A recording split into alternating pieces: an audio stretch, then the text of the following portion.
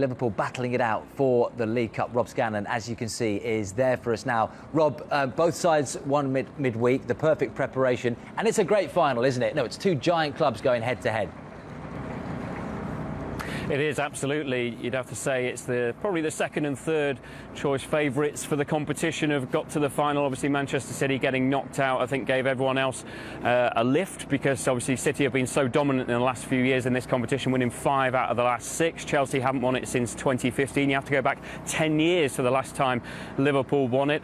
And I think, like you say, in terms of preparation, it's been more or less ideal. I think Jurgen Klopp and Thomas Tuchel wouldn't have minded a clear week to work on a few bits of minutiae, but actually this was the next best thing, with Chelsea fairly comfortably winning in the first leg against Lille at Stamford Bridge. Yet another clean sheet. The issue for them, I guess, a couple of things. Of course, the Romelu Lukaku situation, an unused sub in that game, and also Hakim Ziyech, who's been absolutely superb recently, going off with a knock. So he's a worry ahead of Sunday's final, definitely. But Kai Havertz, who's got this wonderful record in cups for Chelsea, played very well in the false 9 position, and you'd expect him to start at the weekend.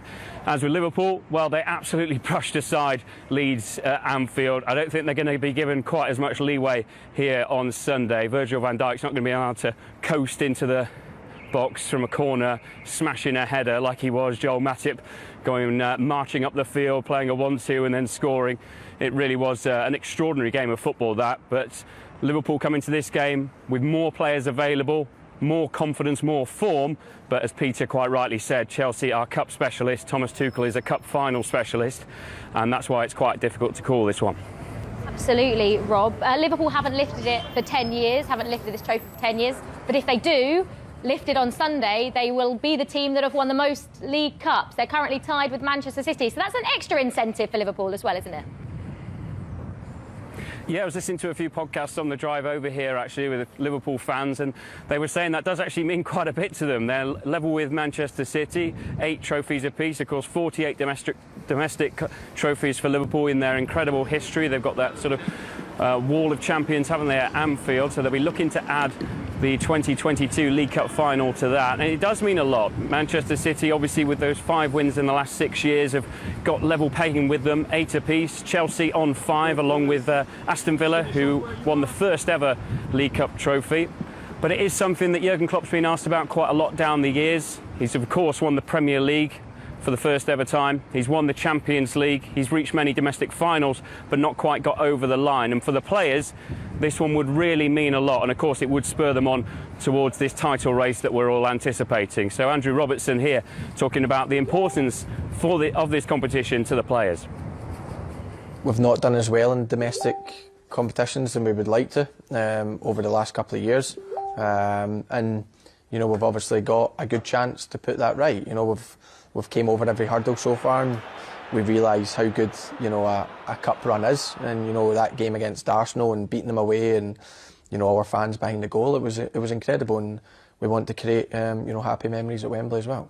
Rob, I wonder who starts up top in that front 3 for Liverpool, because Jota and Firmino, most likely both of them out. Minamino's had a good crack in the competition so far. What do you think it'll look like, Klopp's front 3? Well, I know that Diogo Jota will be desperate to play. Of course, he had a major influence on them getting to this stage of the competition.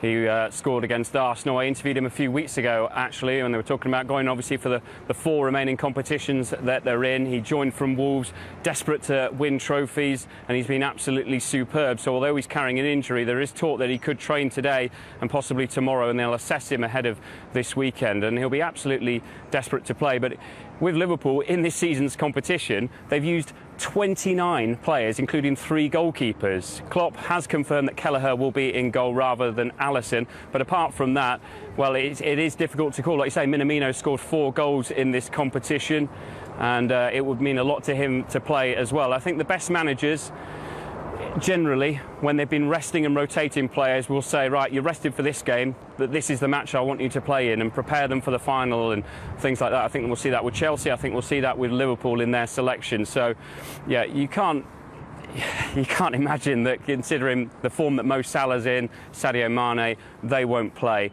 but Diogo Jota will be desperate to make some sort of impact. Of course, you can make 5 subs in this competition, so whether it's starting or coming off the bench and being a finisher, if you like, and having that energy to try and tie with tired legs in the Chelsea defence, maybe Jota will have an impact off the bench.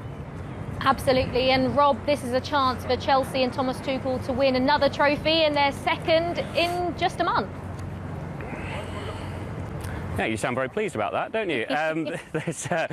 Has any other team managed to win 3 trophies by the end of February? I mean, it's been an incredible run by Chelsea. They are a machine in finals, aren't they? And Kai Havertz, who I mentioned earlier, has got this great scoring record, so you'd expect him to start. The big question, of course, is about Romelu Lukaku. The 7 touches against Crystal Palace have been talked about and debated all week. Even after that victory in midweek over Lille, Thomas Tuchel was quizzed heavily on it because, of course, he didn't even get off the bench, Romelu Lukaku. So for Chelsea, there are still 1 or 2 issues to iron out. Does he start with Edouard Mendy, who, of course, is his #1 keeper, or does Kepa Arrizabalaga, who was rested, if you like, or rotated for the Club World Cup victory against Palmeiras, having played so well in that competition, do you start him? Do you be as ruthless as that? Or, as I said to you earlier, does he manage him in the way that he says, right, I'm going to rest you for that game, but we know we've got this final coming up, so you will play in that game at Wembley? And also Mason Mount, you've got to factor him in. He's got a great record at Wembley for England. He wasn't used in midweek, so he'll be fairly fresh. So they have got 1 or 2 players coming back, but I still think Liverpool have got the sort of more vibrancy, the fully fit squad, less injury issues, less political issues, if you like, than Chelsea. But as Peter Drury said earlier, do not count Chelsea out. This is what they do.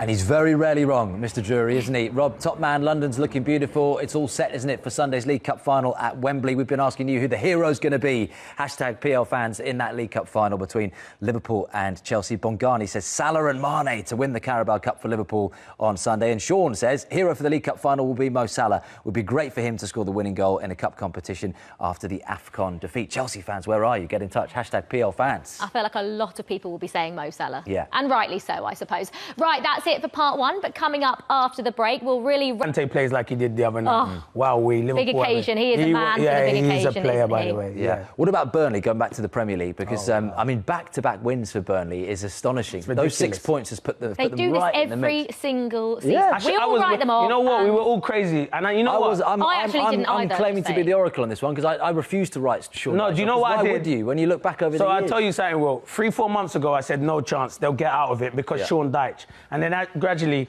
as people started winning and they started dropping, I thought, nah, they've got no chance. But you know what? He does the business. They go to Brighton, get a fantastic result. And Spurs are so typical Tottenham, go and beat Man City and then go and lose to Burnley, and that's the consistency. But Weghorst is giving them something, isn't he? Yeah, good player. An upgrade on Chris Wood, perhaps. He still hasn't scored for me. Newcastle, he's better than Chris Wood. Yeah. His all-round game's brilliant. He's not just good in the air. Technically, he's really good, and he's been scoring goals, and he's the key for them to stay in. No one would have believed, if you'd said 6 weeks ago Burnley would stay up, they wouldn't believe you. And that's what's so brilliant now. We've got an amazing sort of title race, obviously coming down. And then that top 4 race, but you know what? Top 10 race. And Will Shout's not bad, Liv, and wasn't agree. The Brentford is a massive game against Newcastle tomorrow. I mean, yeah, I said at the start of the season, or midway through the season, that I didn't think Brentford would go down. But these next 3 games, like Mike Bridgie was saying, are so important. And if they don't